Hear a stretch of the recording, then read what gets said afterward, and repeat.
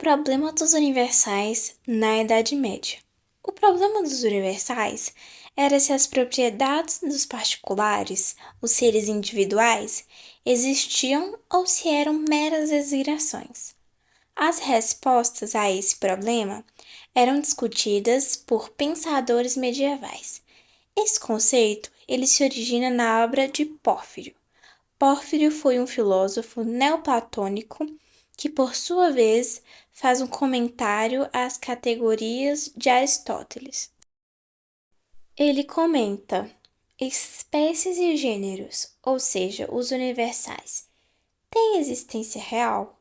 O conteúdo gira em torno da existência ou não existência desses universais. E o que seriam eles? O conceito refere-se àquelas entidades relativas aos tipos ou categorias instanciados por particulares. Em geral, um universal será identificado como uma espécie, categoria ou tipo, propriedade ou uma relação, enquanto um particular será um objeto particular que atribui tal propriedade ou uma atribuição específica da relação. Seguindo esse raciocínio, o homem particular existe ou que apenas existem são indivíduos? E se eles têm existência real, eles são materiais ou imateriais? E se são conceitos, eles existem apenas na mente das pessoas ou eles têm uma existência independente? Há de se recordar do Platão.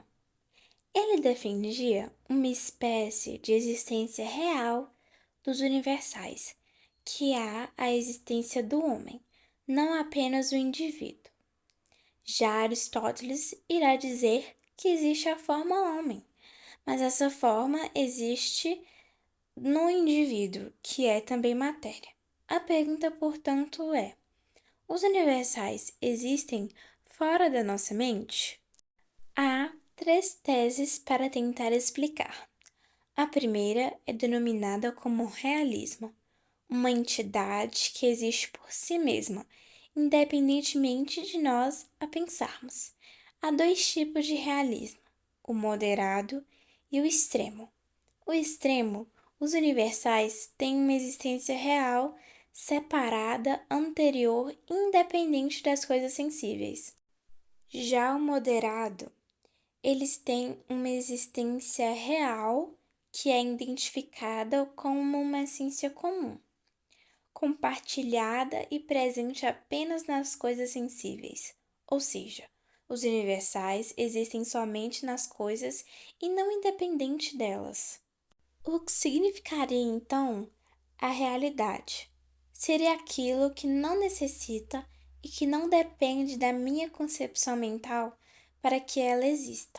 Ou seja, os universais seriam entidades metafísicas subsistentes, existem por ele mesmo. Contra o realismo tem o nominalismo. É uma tese segundo a qual os universais não têm existência própria. Eles são apenas palavras utilizadas para designar entidades reais. Outra posição é a do conceitualismo. Nesta tese, a razão humana tem o poder de distinguir e separar os diversos elementos que subsistem unidos na realidade, que é individual. Nada mais é do que uma abstração, ou seja, abstrair do indivíduo um conceito.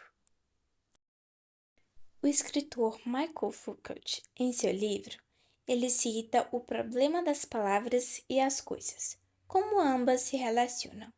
É de modo convencional que designam as coisas no mundo com as palavras.